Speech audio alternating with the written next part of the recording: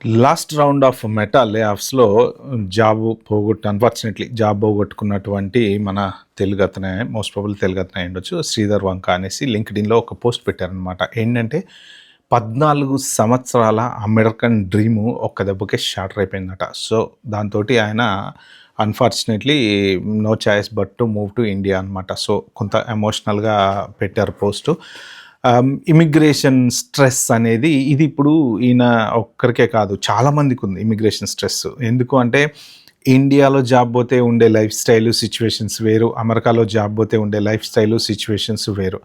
So ఆ particular దాని గురించి అంటే ఆయన ఏం చెప్పారు, ఇది ఇప్పుడు ప్రజెంట్ ఉన్న వాళ్ళకి ఎలా ఇంపాక్ట్ అవుతుంది అంటే దాని గురించి దాంట్లోంచి మనం ఏం నేర్చుకోవచ్చు అనేది, అంటే ఎలా జాగ్రత్తగా ఫర్దర్ డౌన్లో మనం ఎలా ప్రిపేర్ అవ్వాలి అనేది దాని గురించి అవేర్నెస్ కోసం షేర్ చేద్దామని చేస్తున్నా. సో మీరైతే లాస్ట్ వరకు చూడండి.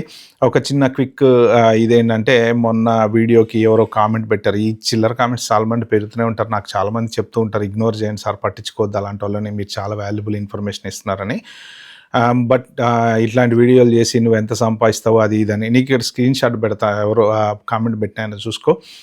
దగ్గర నాకు 3600 వ్యూస్ వస్తే $400 ఇండియన్ కరెన్సీలో వస్తాయన్నమాట ఒక వీడియోకి. అంటే ఒక 10,000 వ్యూస్ వచ్చినాయి అనుకోండి, ఒక $1,500 ఇండియన్ కరెన్సీ ప్రకారం. దట్టు ఆ వీడియో అందరూ ఫుల్గా లెంగ్త్ వచ్చి చూస్తే, లేదంటే ఒక్కోసారి $100 రావచ్చు, 200 రావచ్చు, 300 రావచ్చు. మీరు అనుకుంటున్నంత డబ్బు సంపాదించేసి యూట్యూబ్లో నేనేదో ఒక డల్లాస్లో 4 ఇళ్ళు, టెక్సాస్లో 4 ఇళ్ళు, కాలిఫోర్నియాలో 4 ఇళ్ళు కొనేంత డబ్బులు అయితే రావు. సో మీరు కూడా యూట్యూబ్ ఛానల్ స్టార్ట్ చేయండి.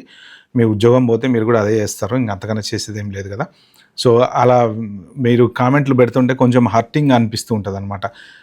చాలామంది నా వీడియోస్ 98% చెప్తున్నాను నేను, వీడియోస్ వాల్యుబుల్ అని చెప్పేసి. మీరు వెళ్ళి చదువుకోండి, నేను చెప్పాను కామెంట్స్లో చదువుకోండి. ఎంతమంది పెడతారంటే, నిన్నగా మన స్టూడెంట్స్ కూడా పెట్టారు, I learned a lot from you sir, నేను ఎవ్రీడే మీ వీడియో చూసి నాకు చాలా నేర్చుకున్నాను. యూఎస్ సిటిజన్స్ పెడతారు చాలామంది, నేను చాలా నేర్చుకుంటున్నాను. పేరెంట్స్ పెడతారు, మేము వీసాలు అటెండ్ అయ్యాం మీ వీడియోస్ చూసి మాకు వీసాలు వచ్చినాయని. సో ఇక మీ విజ్ఞతకే వదిలేస్తున్నాం మీరు పెట్టిన comment. Okay, thank you. Sorry for wasting viewers time, అంటే రియల్ వ్యూయర్స్ టైం. ఇంకా టాపిక్లోకి వెళ్తే ఏంటంటే, ఈయన ఏంటంటే మెటా లాస్ట్ రౌండ్ ఆఫ్ లే ఆఫ్స్లో జాబ్ పోయింది.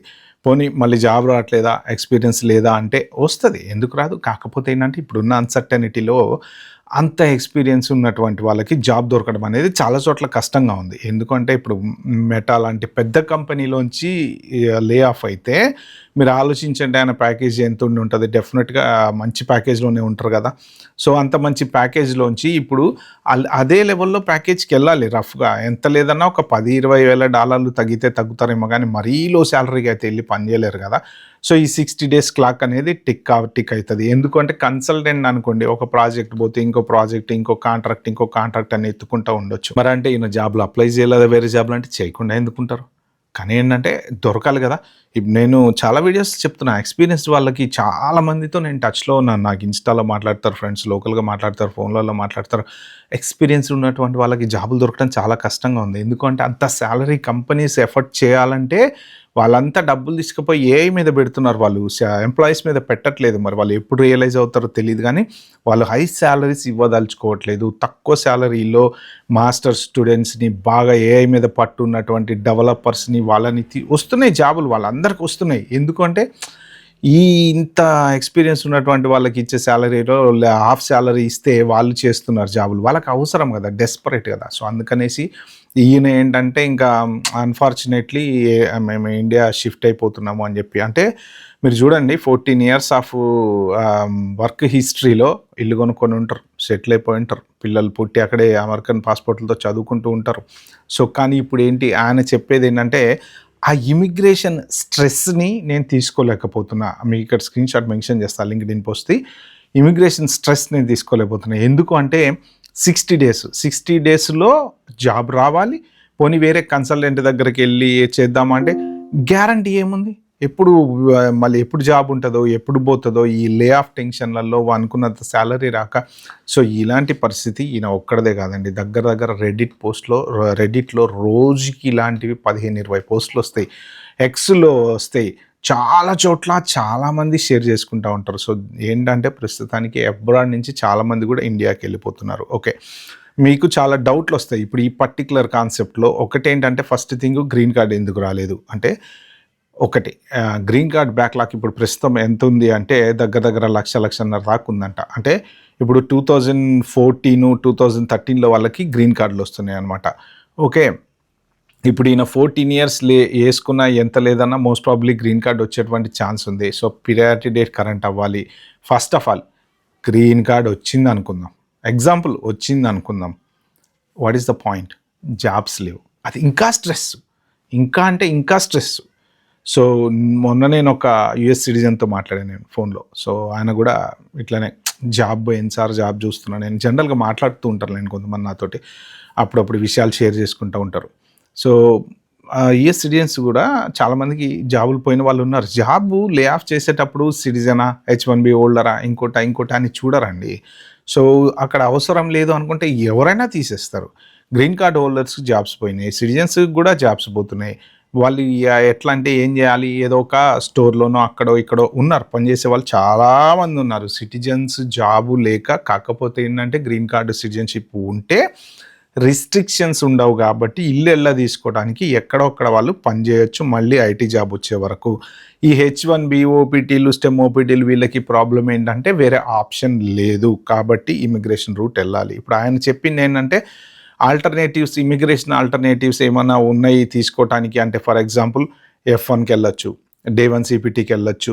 సో, అంత స్ట్రెస్ తీసుకోదలుచుకోవట్లేదు. ఇప్పుడు ఆయన చెప్పింది ఏంటంటే 14 సంవత్సరాల అమెరికన్ హిస్టరీలో హెచ్-1బీ వీసా మీద జాబ్ చేసిన తర్వాత మళ్ళీ F1 వీసాకి వెళ్ళడం అనేది అది ఎన్ని రోజులు అలాగా మళ్ళీ కోర్స్ నేర్చుకుంటా, సో లేకపోతే డే 1 CPT తీసుకుంటా. ఇప్పుడు ఈ డే 1 CPT తీసుకుంటే I-485కి ఇంపాక్ట్ అవుతుంది.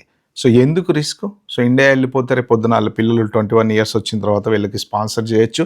స్పాన్సర్ చేసిన తర్వాత అలాగా అమెరికా రావచ్చు. అది బెస్ట్ రూట్. కానీ ఈ డే 1 CPTలోకి వెళ్ళి అనవసరంగా గ్రీన్ కార్డ్ రాకుండా చేసుకోవటం అనేది కరెక్ట్ రూట్ కాదు. సో, ఇలాగా చాలామంది ఇండియాకైతే వెళ్ళిపోతున్నారు. ఎందుకంటే స్ట్రెస్ తీసుకోలేక.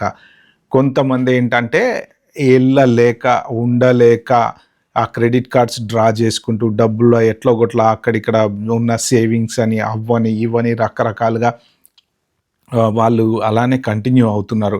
కానీ చాలామంది ఇక ఎందుకు ఎప్పటికైనా ఇలానే ఉంటుంది హెడేక్. ఎవరు పడతారు ఈ బాధలని? ఇప్పుడు రేపు పొద్దున జాబ్ వచ్చినా ఎన్ని రోజులు ఉంటుందో గ్యారంటీ లేదు. ఎప్పుడైనా కానీ జాబ్ పోతే జాబ్ వచ్చింది అన్నప్పుడు ఎవ్వరు స్ట్రెస్ ఫీల్ అవ్వరండి. ఎందుకంటే కామన్. మన ప్రైవేట్ జాబ్ ఇండస్ట్రీలో ఎలా ఉంటుందంటే జాబ్ పోవడం అనేది చాలా కామన్. మళ్ళీ ఎంబటే జాబ్ రావడం అనేది ఇంకా కామన్. ఓకే. ఇలాంటివి జరుగుతూనే ఉంటుంది. మన గవర్నమెంట్ జాబ్ లాగా రోజు పొద్దున్నే అదే ఆఫీస్కి వెళ్ళటం, అదే ఆఫీస్ నుంచి రావడం ఉండదు కాబట్టి ఆల్మోస్ట్ ఒక్కొక్కళ్ళ హిస్టరీలో శాలరీ ఎక్కువ వస్తే వేరే కంపెనీల్లో జంప్ అవుతారు. సో, నా జాబ్ నచ్చకపోతే జంప్ అవుతుంటారు. ఇలా జాబులు మారడం అనేది సర్వసాధారణం. ఇప్పుడు ప్రెజెంట్ లాస్ట్ ఒక 6 మంత్స్ నుంచి చూసుకుంటే 2,30,000 లే ఆఫ్స్ జరిగినాయి అంట. మీరు డేటా చూసుకోండి కావాలంటే గూగుల్లోకి వెళ్ళి. 2,30,000 మంది లే ఆఫ్స్. ఇప్పుడు వాళ్ళందరూ జాబులు వెతుకుతున్నారు. సో, మార్కెట్లో అన్ని జాబ్స్ లేవు. ఇంకా డే బై డే లే ఆఫ్స్ పెరుగుతున్నాయి. ఇప్పుడు మైక్రోసాఫ్ట్ వాళ్ళు కూడా ఎక్స్బాక్స్ వాళ్ళందరినీ తీసేశారు. చాలామంది చాలా జాబులు పోయినాయి ఎక్స్బాక్స్లోంచి. ఓ 2-3 డేస్ నుంచి చూస్తున్నారు కదా.